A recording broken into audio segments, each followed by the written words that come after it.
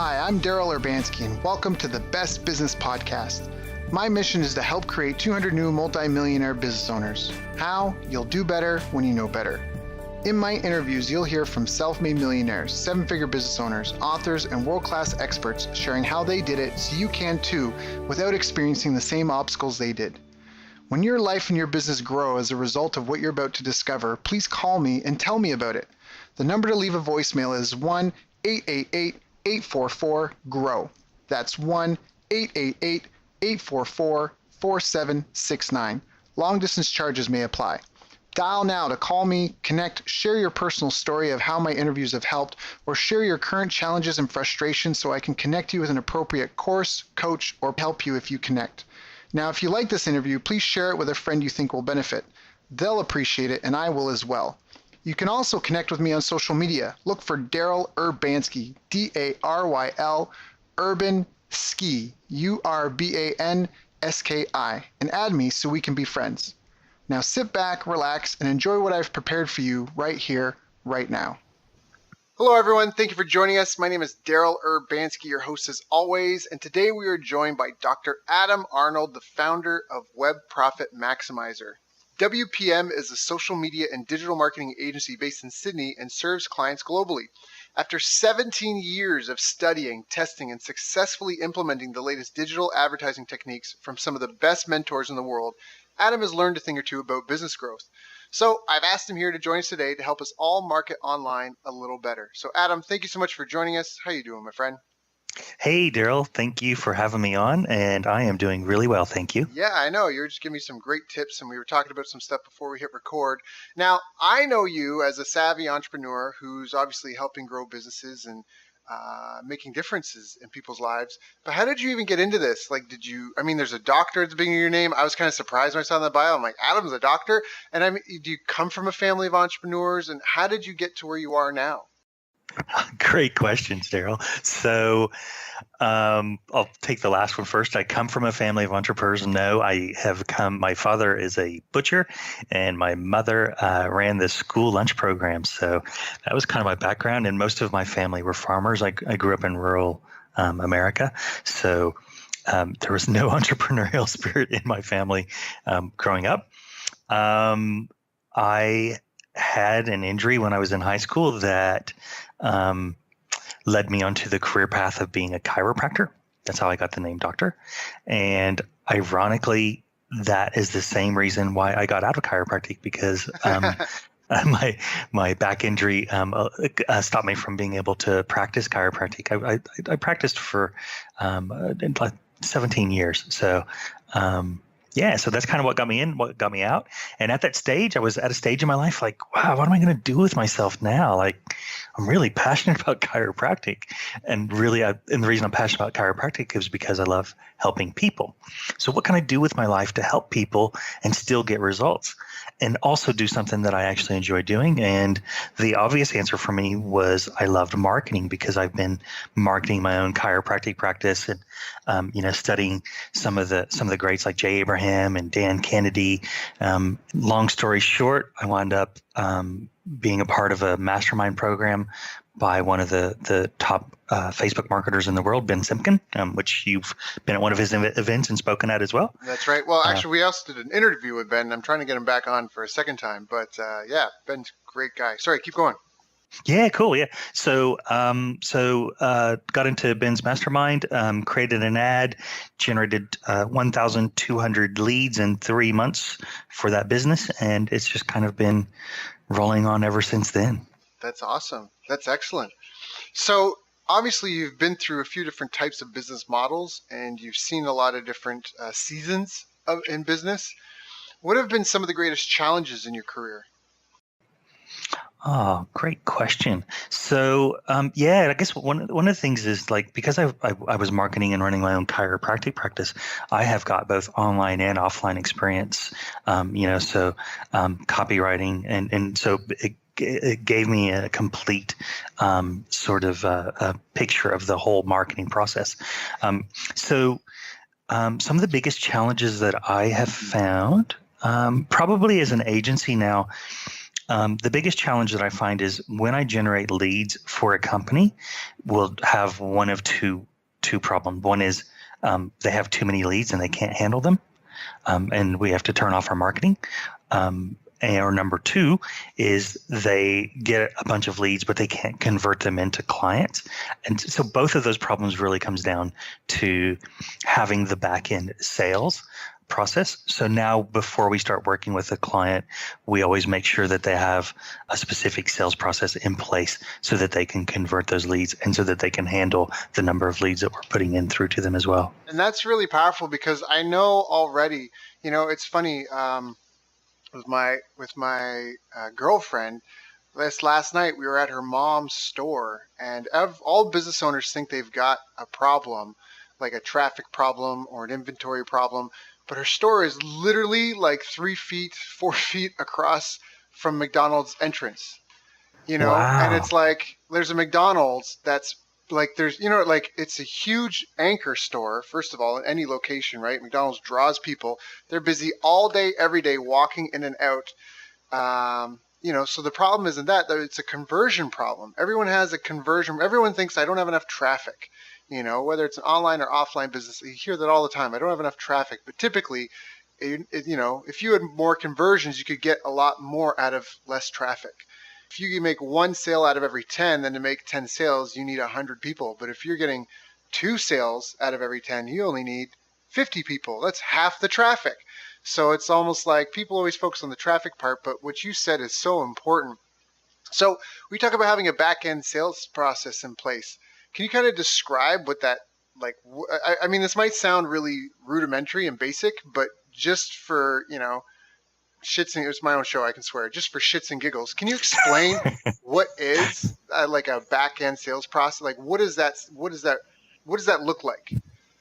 Okay, great question. And so I think that I'll use healthcare as an example. I generate a lot of leads for functional medicine practitioners and chiropractors. So when the lead comes in to the chiropractor or the functional medicine practitioner, they will have their staff generally making the phone call.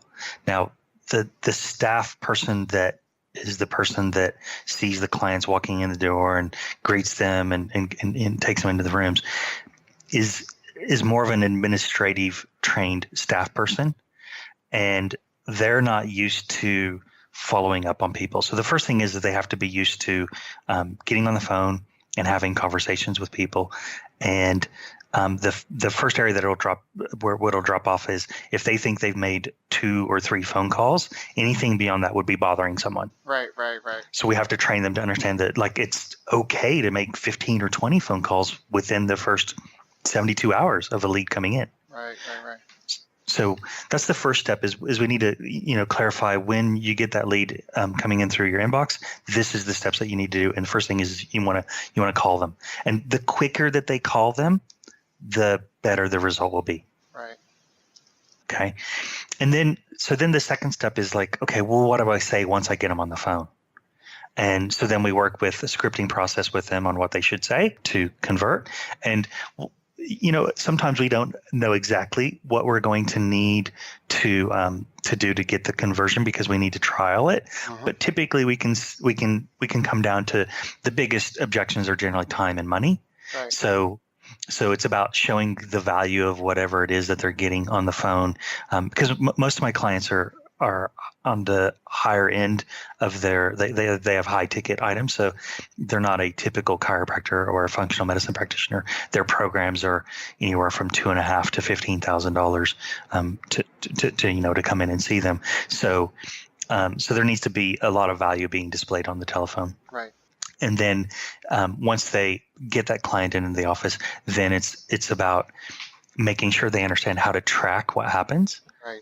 And so we set up spreadsheets for our clients where they enter in, the number of times it called, what was the result of that phone call, when they came into the office, did they convert into a client? So we make sure that our clients have all of the sort of back end processes so that we can track. And that helps then from an agency point of view, that helps us to make sure that we are then tracking them in terms of our ads to make tweaks to our ads. And there's not really like an upsell or side sell for most of my clients that are in that space. But if we're looking at, like, as an example, an event company that we're running ads for right now, they sell high-end jewelry. And so oftentimes, and they sell it through auctions. And so people who buy jewelry through the retail outlets aren't used to buying jewelry in an auction. So the first thing is to get them to the auction, get them comfortable with the process. And then the next part is to make sure that we get them to come back to the next auction so that now that they're comfortable, they're ready to start bidding and actually purchase jewelry. Right. Yeah, that makes perfect. And what I love about it is it's about, so for people listening, it's about having like a planned process. It's not doing something new with every person. A lot of businesses, the sales rep is the owner typically, and they're just kind of handling it right on their own. And just out of necessity, a system kind of emerges like, oh, I got this post-it note system on the dashboard of my car because I'm always stuck in traffic, blah, blah. But that's not it. You've got a planned out thing. You've got a script. Why would you use a phone script? Doesn't it sound robotic? Great question. And so it shouldn't sound robotic if the person is using the script as like a guide. So they still need to put in their own personality, but we want to be able to test and measure. So if they say XYZ and they get, ABC result, then we know that XYZ works. But if they try to use something different every time, then we don't know what's working and what's not working. Right. And it might, and you still might figure it out, but it could take a lot more iterations. And when you're spending money to buy leads, you want to minimize the optimization cycle as much as possible. And you do that with specificity. Exactly. And so I also have a background in NLP. So we will use NLP in our scripting as well, so that, and hypnotic suggestion, so we know the outcome that we're going to get. I love that. All right. So we talked about how helping you can generate leads for a client, but typically they don't understand. They don't really have a business in place, is what it sounds like, because they don't have any systems or processes. They're just good at some, and I don't want to, that's not a dig at anybody by any means. But all right, so then you help them actually get a system in place to capture their leads, follow up the leads, track what's working, what's not working. Where do people struggle with that? Is it an easy thing for everyone to implement with, or do some of your clients tend to struggle with parts? Yeah, good question again. So, and you asked about a script. After a while, people get tired of saying a script, and that they then think, oh, let's just deviate from it, or I don't need the script. I'm good at Right. Yeah, I've done this enough now. I can do it on my own without the script, and so that can be obviously a problem. Or the other problem is because again they're administrative staff, they just get tired of making the calls, and so and that's where we will suggest they start looking at having an external company to make those calls for them.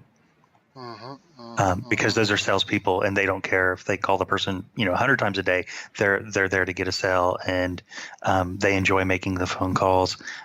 They don't get tired of making the phone calls. In fact, they get a high out of it. So they're wired differently in their mind to making the calls. So, but that's typically the couple of the problems I see is, one, they don't like the scripts, or like they don't like saying the same thing over and over again, and two is they just get tired of actually making the phone calls. Now, why pay for advertising? Like, why buy leads? Why not just, word of mouth, that sort of thing? That's a good question again as well. So I did a seminar recently in Ben's mastermind, and I was talking about marketing on autopilot. And when we talk about marketing on autopilot, the first thing that a business needs to understand is what core pillars of marketing they have in place. And referrals should definitely be one of your core pillars.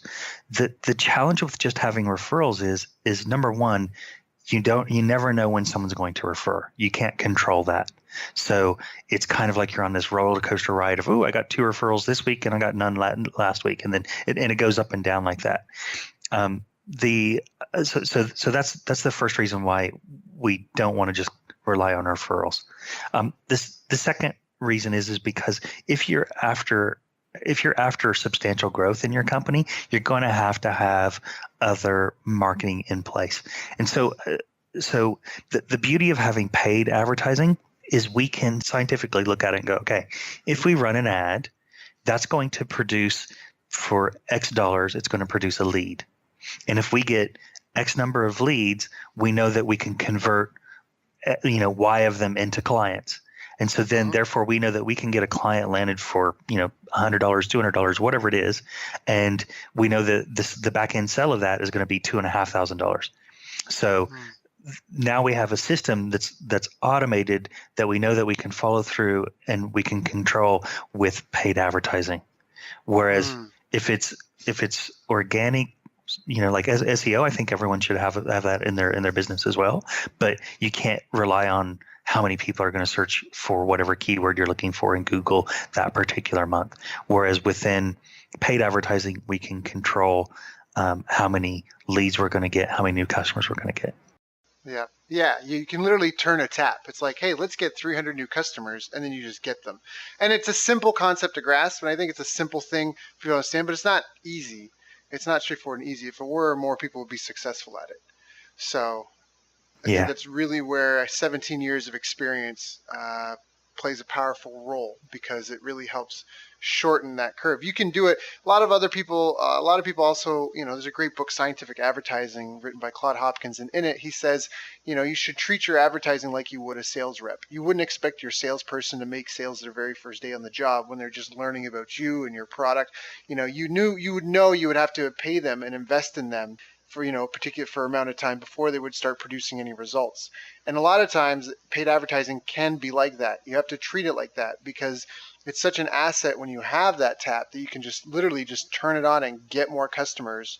That's just such an empowering thing financially, business wise, as far as security and stability and reliability or predictability. But it's not, again, it's something that, if it was so easy, everybody would be doing it. So it is something that takes time, energy, and effort to build. But I always say on the show, there's only really 3 ways to get traffic. You can buy it, you can borrow it, or you can build it. And borrowing it is, borrowing and building is where a lot of people tend to focus their time, but buying it is really the holy grail. That's kind of what separates the big business, the big boys, from the small mom and pop shop. So now, do you see habits or routines or similarities between some of your more successful clients? Any common denominators among them?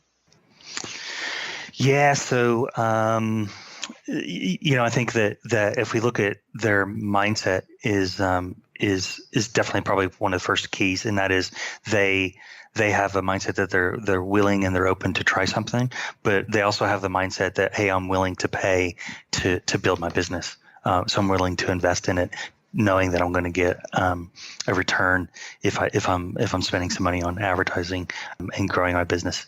That's probably the first key is they have that right winning mindset, and they have the mindset for that they're hungry for growth. And then I think one of the other keys is they actually care about their customers.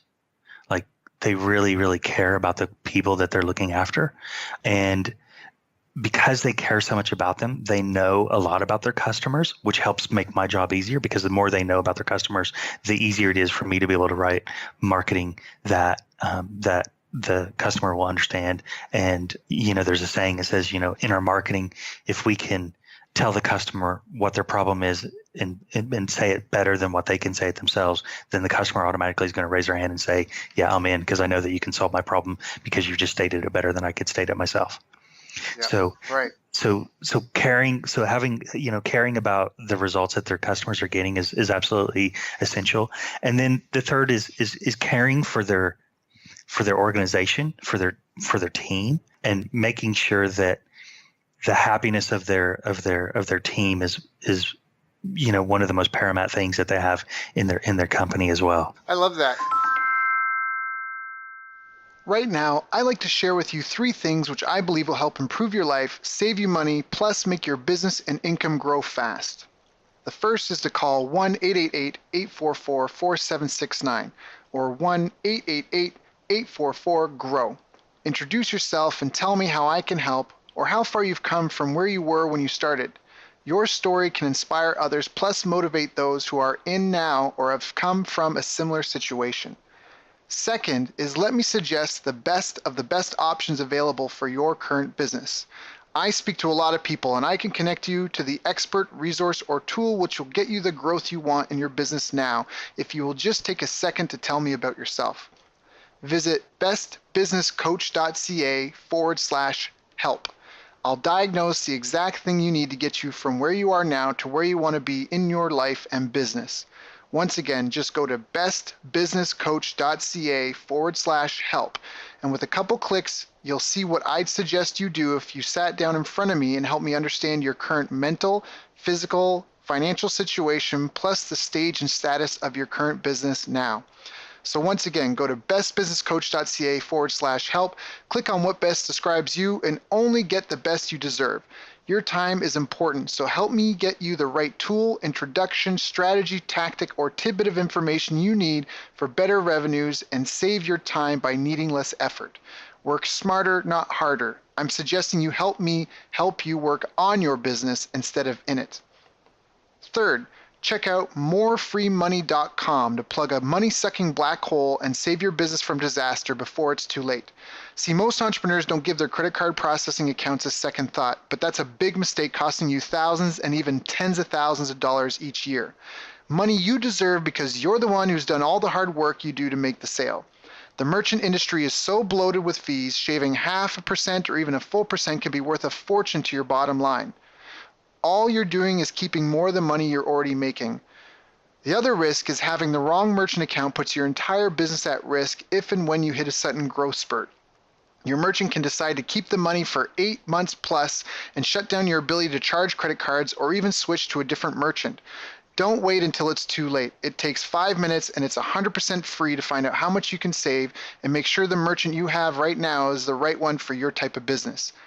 Be strategic. Set yourself up for safe long-term growth. Visit morefreemoney.com to see how much more money you could be keeping from sales you already make. Stop your merchant from stealing from you after you close a sale and collect payment. Visit morefreemoney.com now. Why is that so important to have a team and have a happy team at that? Well, there's I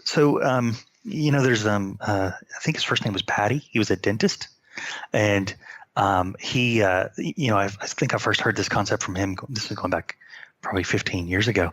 And he made a decision that he was going to split up his clientele into his A clients, his B clients, his C, and his D. And A were obviously the best clients and D were the worst clients. And he was getting rid of all the B, C, and D clients. So he's going to refer them to another dentist because he didn't want to work with them. And then he would then only work with his A clients. And the reason why he said that is because, and sorry, I'll go back to using this in the team example. So he asked, who's the most important person in your company? And most people would reply, well, it's the customer. And he said, no, it's my team.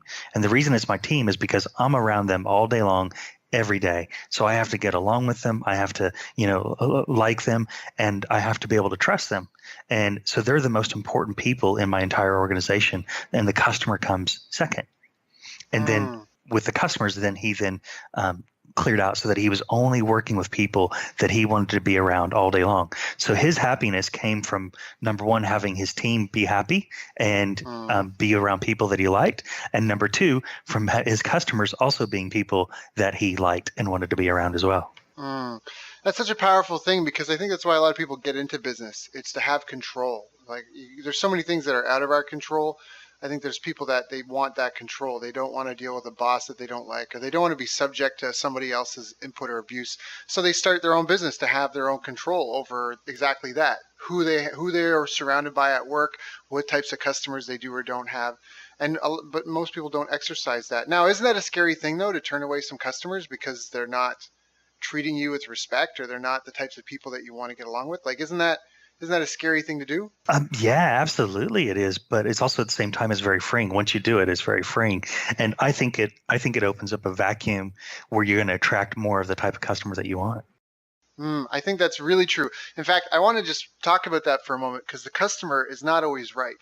The customer is not always right. And just because you have a business does not mean you are subject to being walked all over by people. You get what you expect. And so if you expect a certain amount, I mean, it does depend. Maybe there are industries where people expect the customers and the industry is a certain way. But typically, though, you can still run your own ship as you want, and you get what you expect. And exactly that, if it's almost like that way in life. If you let people walk all over you, then they're going to walk all over you.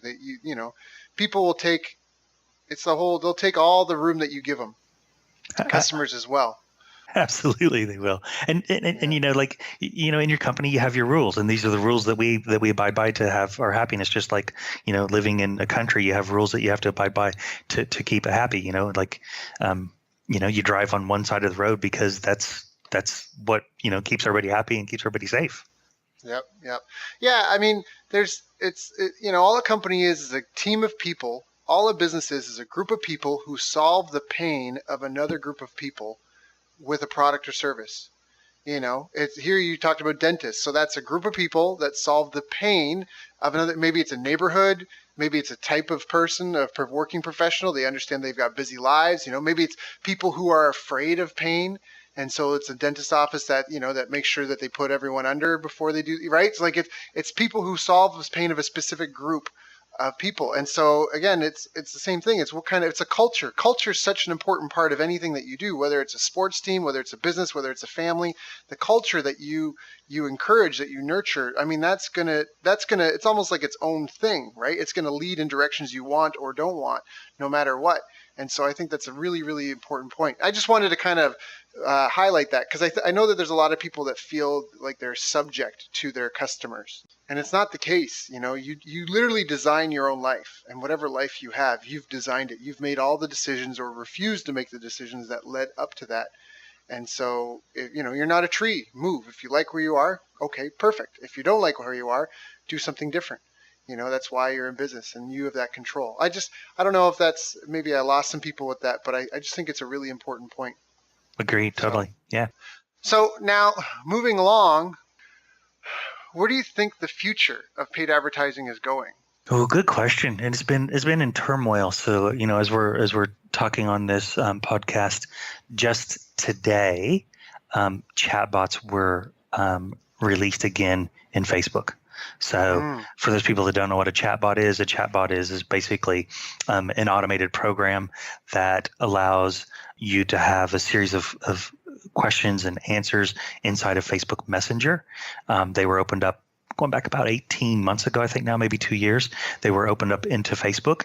And because of the recent Cambridge Analytica privacy stuff going on, all that stuff that the media is having a heyday with. Because of all that, they turned off chatbots so that they did not allow them to occur until they could get those privacy policy issues sorted.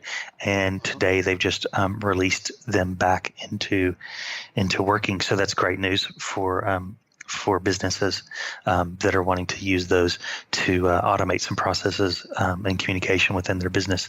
So I think, Daryl, like the reason I bring that up is because we're seeing the media play some roles in putting out some information there about privacy that, for now anyway, it's probably a little blip in the radar, but right now it's causing the way that businesses should consider their advertising. And there's discussions around Google and Facebook removing remarketing from their platforms. Really? Yeah. So wow. Yeah, I know. It's pretty scary. And for those that maybe don't know what the word remarketing is, if you've ever visited a website and then you go into another application like Facebook or maybe a Gumtree or a Craigslist, and then you see an ad pop up with what you were just looking at on the website, that's what remarketing is. It's so they're looking at potentially removing that from their programs. In fact, Google Chrome now allows you to shut it off if you don't want to see it. That's interesting. Now, I remember, I think it was Perry Marshall at the time when remarketing first came out, he said this is the end of 5 cent, 10 cent banner ad clicks because the ad inventory was going to get eaten up. It was going to get, because people would be willing, remarketing is such a powerful thing that it would eat up a lot of the excess inventory. But if they get rid of that, I wonder, it is scary, but I wonder if that is all...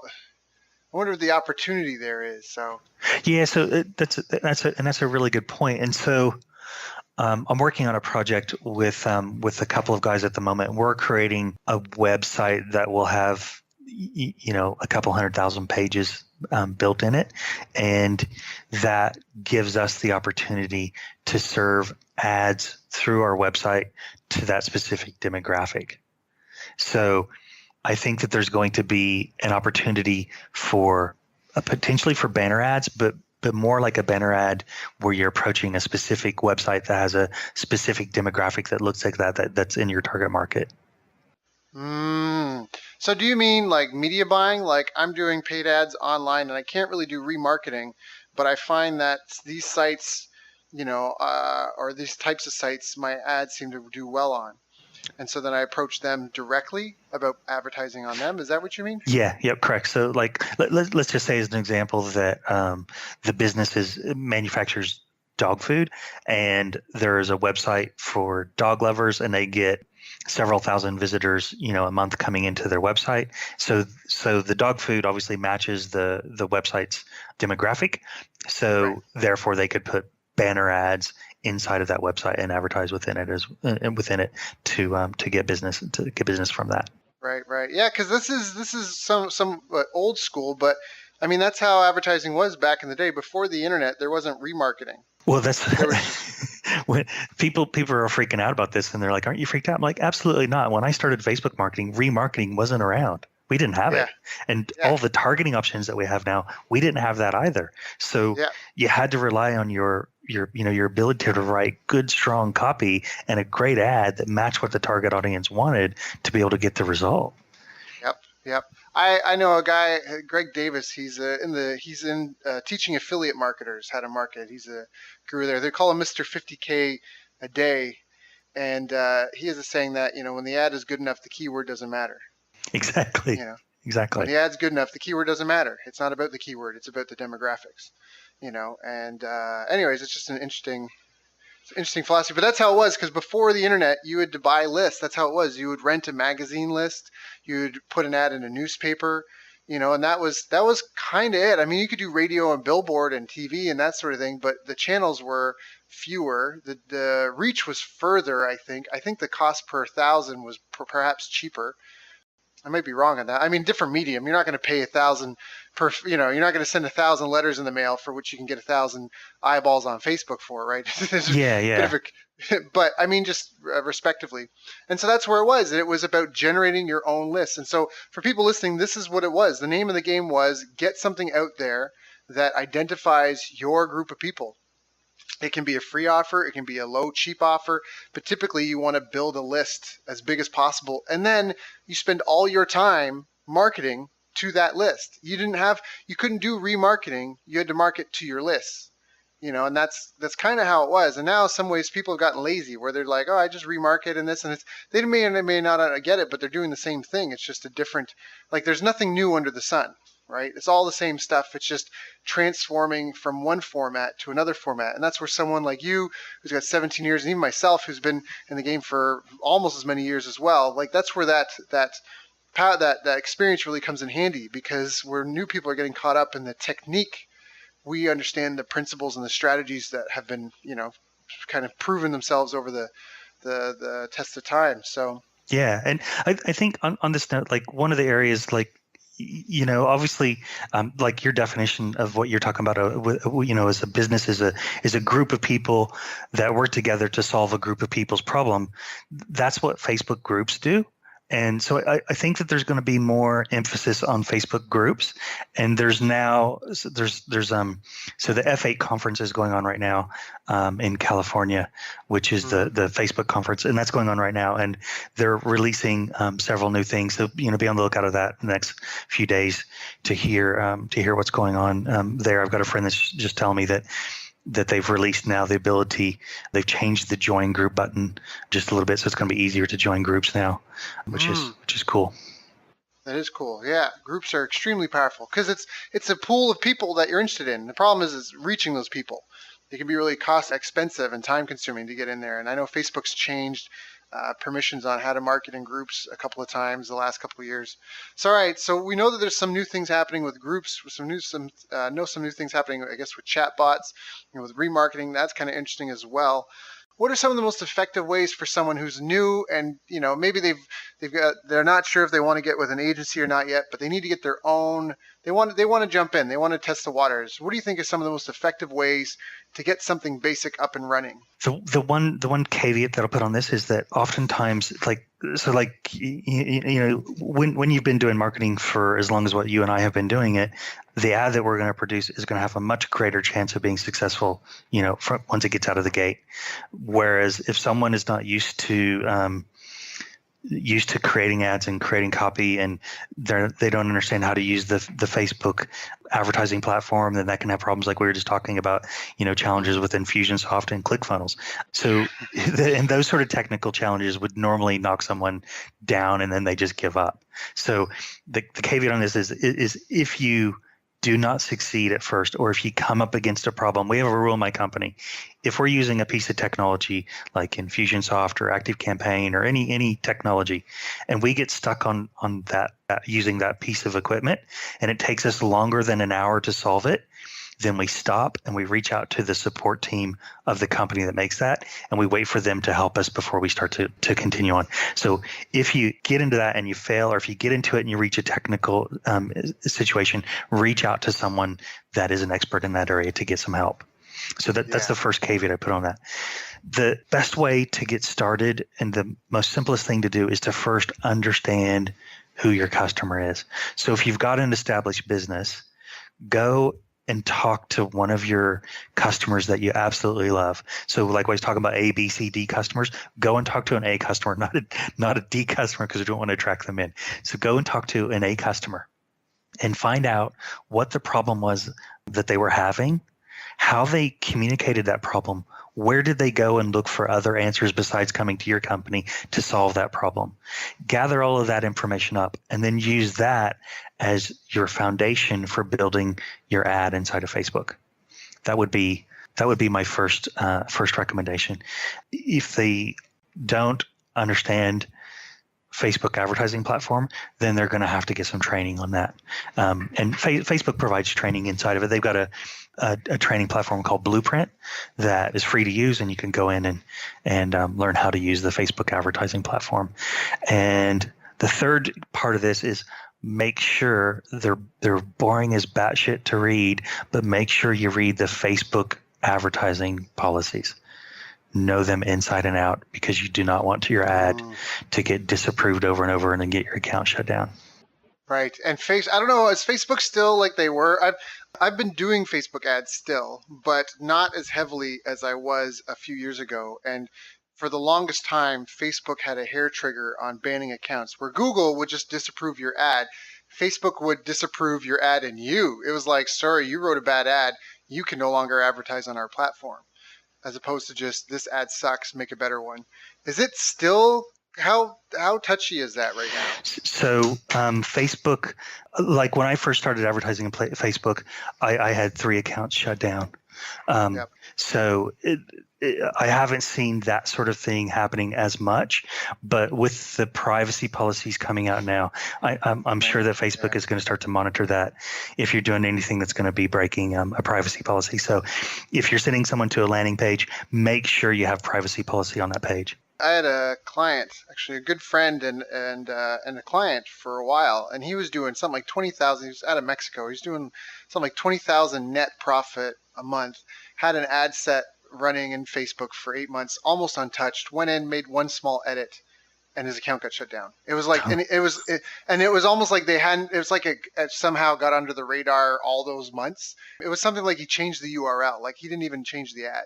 And it was just gone. Like, it's not even like, oh, that ad that was running great and making me 20 grand net a month is now gone. It was like his account was gone, and the credit card tied to that. Like, it's a bit of a headache. So yeah, and the only way around that, if that did ever happen to someone, once an account's gone, it's generally gone. So my suggestion would first be go and like send an email to Facebook and see if you can get some help with it, or if you can go on the live chat and then do that. And the second thing is, once an account's gone, it generally is gone. So just set up a new account, use a new credit card, and that's essential. You have to use a new credit card, set up a new account, and just get back into business again. Don't let that stall you for weeks at a time. Yep. So, all right. So we're talking about how to get your first paid ad campaign up and running profitably. You talked about doing the research. That's such a crazy thing. If you're going to go hunting, to know what you're hunting. If you're going to go fishing, what kind of fish and what kind of bait. So do some good market research. Ask these people questions. You talked about if you already have customers. If you don't have customers, we mentioned Facebook groups. Those are just amazing reservoirs of information. People understand the power of technology today. You can go on Google keyword search tool, or you can go on Facebook and hop into groups, and you can read people's thoughts. You can search a group for words like frustrated, angry, like upset, things like where because people are having pain, and research and understand where your market's coming from. You can go to Amazon and read all the customer reviews. You couldn't do that before. Barnes and Nobles and Chapters and all these bookstores, you couldn't pick up a book off the shelf and read what hundreds of people have thought about this book, right? Like at that time and place. So there's never been a better time in history to be in business as there is right now. So step one is do the research, then create an ad out of that. Is that it? You just put up an ad? Should we run an ad to a phone number? Do we want to collect leads? Do we want to run an ad and make a low dollar sale? What's your recommendation for, for someone who's just starting up and running, just some basic, get me up and going and hopefully get something that kind of works? So look, if they have a website and their website is getting conversions to them, it's generating leads for them, then the simplest way would be to create an ad, and understand the image in the ad has to match where you're sending traffic to. So if you're sending to your website, they need to have the same image that's on your website. So send them to your website, and if you have the ability to have a form on there where people can fill it in, then that's the simplest way to do it. The second is to use what's called a lead gen ad, and a lead gen ad or a lead ad is one that just stays inside of Facebook. So it doesn't you don't even have to create a landing page. You don't have to have a website. It literally just stays inside of Facebook, and it pre-populates with the person's details that they've used inside of Facebook as well. So that's probably the most simplest ways, is either send them to your website or send them to a lead ad. That's excellent. Now, are lead ads cost effective? Yes, they are.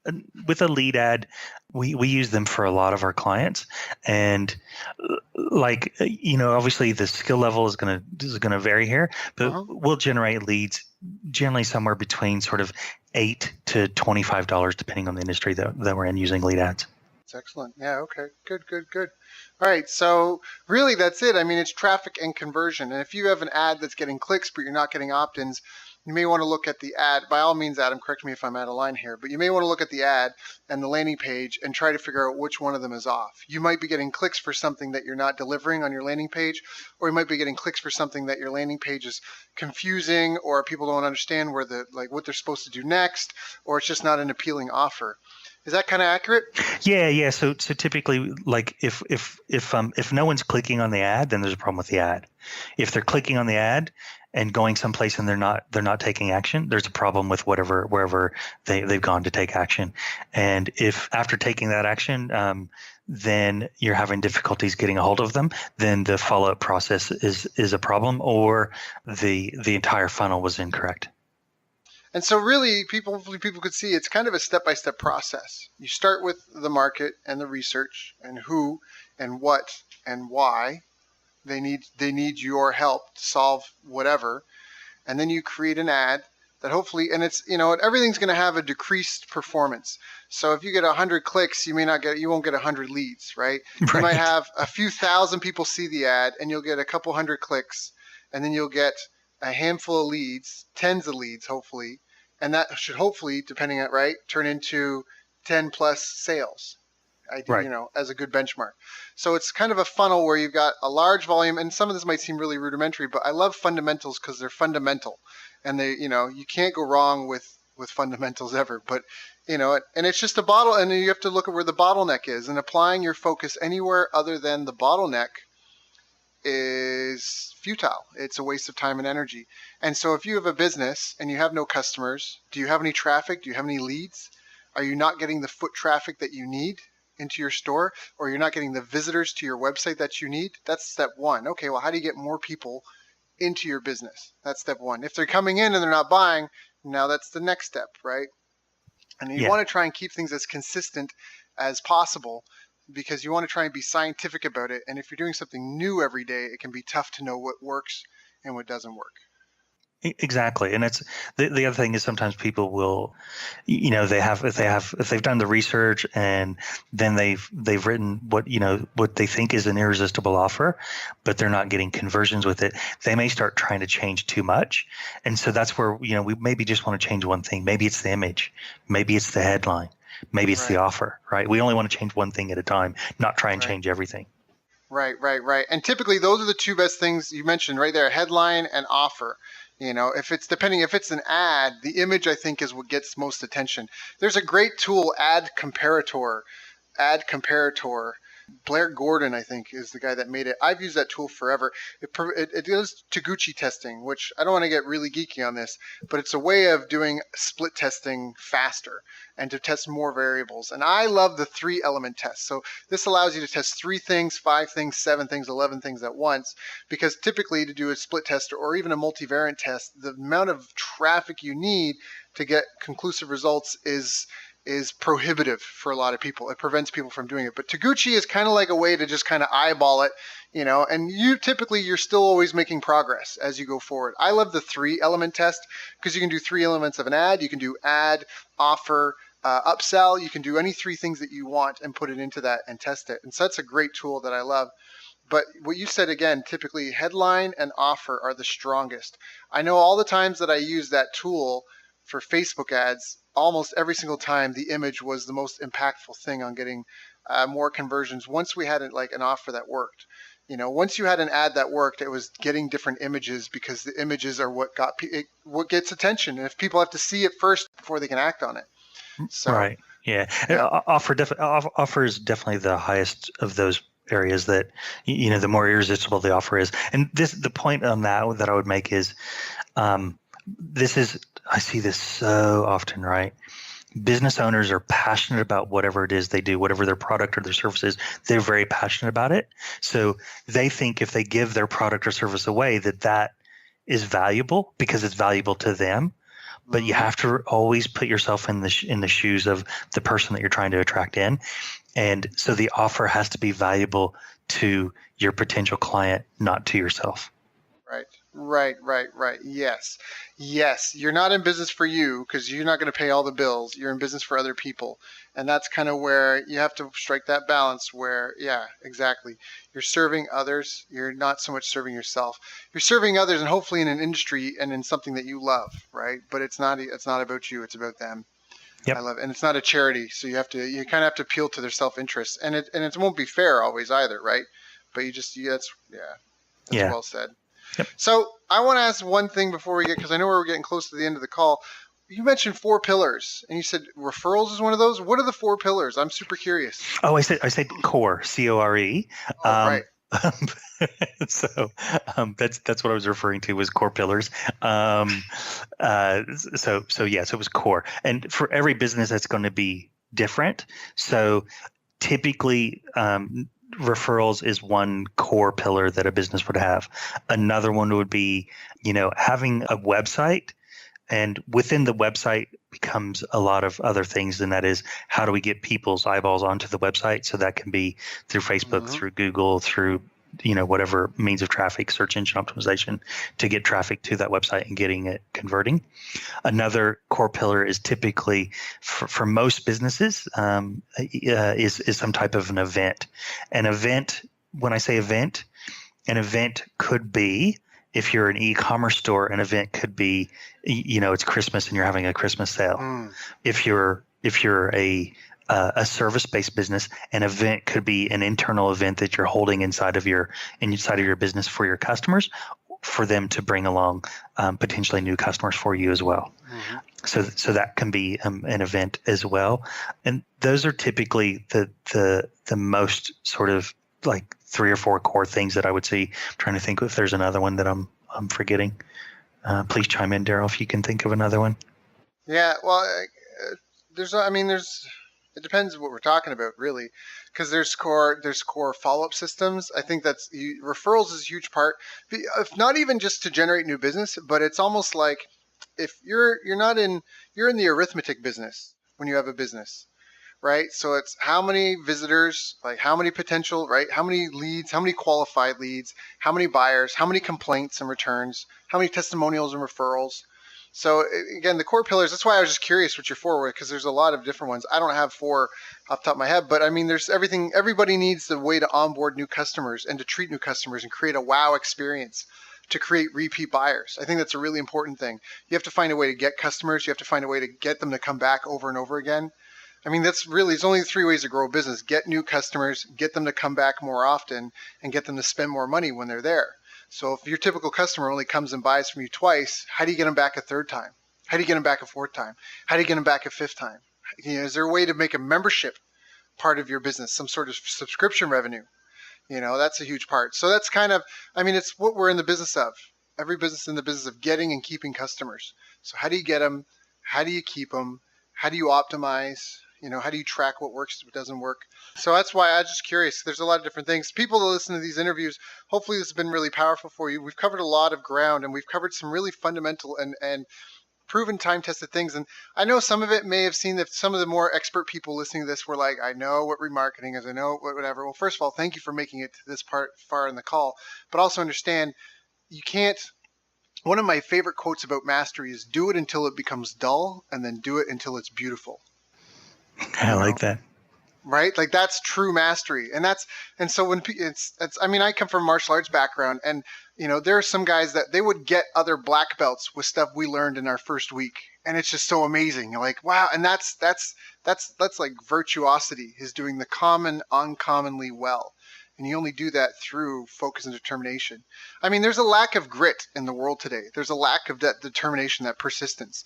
Everyone just gives up so easily. Nobody really has, it's hard to find people who have determination and staying power these days.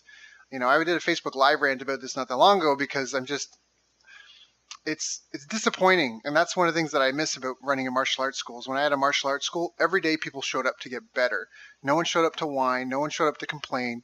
And when you're not in an environment like that, if I didn't have a gym or CrossFit gym or a martial arts studio or something like that to go to, where I'm surrounded by people that are trying to get better all the time, like, I don't know what I would do. I would become aloof. I would just become a recluse, because I just can't handle it. Like people just don't get it, and you got to enjoy it. It's not, some people act like life is, I don't know, like life is a burden. I mean, it is a gift, and you got to, and you got to have passion for what you're doing. You want to get up in the morning and have a reason to live. Like, geez, like, you're here. You're not going to be here forever. 5,000 years is not going to matter.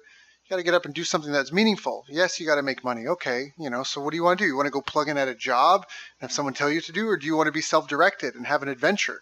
It's going to be good. It's going to be, I mean, that's where I'm at, like I want to get the most I can out of this life.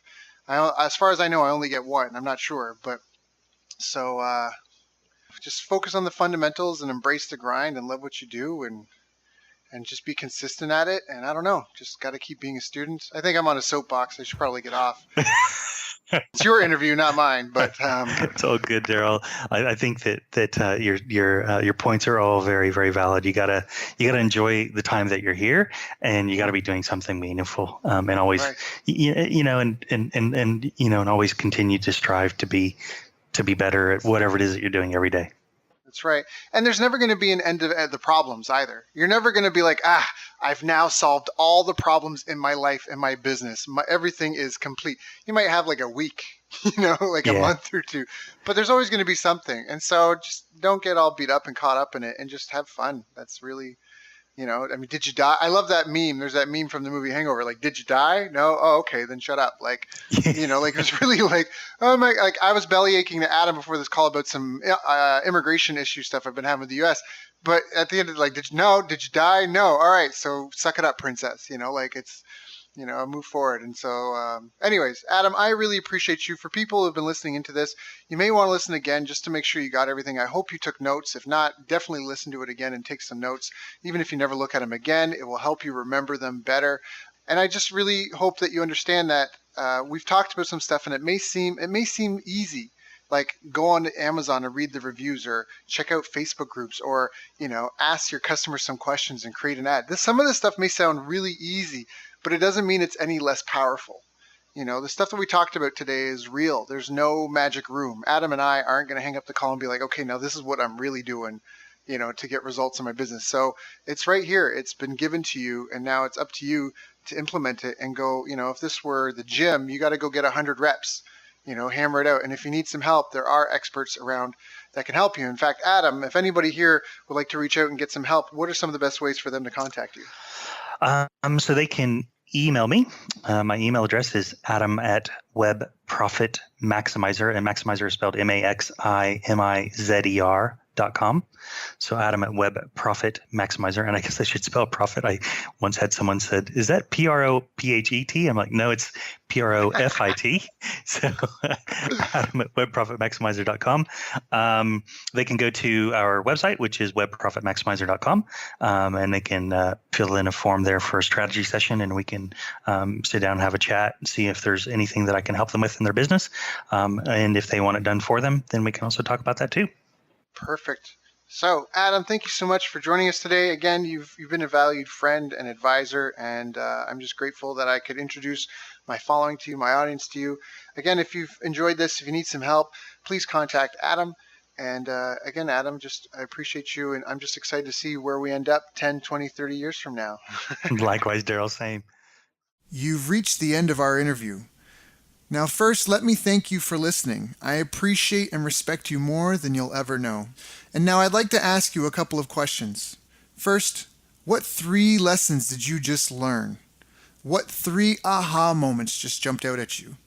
Second, what can you implement for yourself and your business in the next 24 hours? Third, what can you give to someone else to help you with, or give to them to just do it for you? Whatever it is, remember, taking action is the secret sauce to results. Now, if you think this interview would be helpful for a friend, please give them a link to it. It'll help them and it'll help me too. I'd also like to invite you to help me find out more about the challenges you're facing, your dreams, your goals, and how I can help you overcome what's holding you back. We both do better when we know better, and your success is my success. So please reach out and interact. You can visit our website, bestbusinesscoach.ca for Canada or California, where I'm from and where I'm living. You're welcome to also try out one of our paid programs. You can find us on YouTube, Facebook, and pretty much every other social media channel you can think of. You should also subscribe to the podcast, and if you're enjoying them, please leave us a nice review. It really helps. That's all for now. Once again, thank you. Take care of yourself, and remember, the world needs the best business you can build. And I believe in you.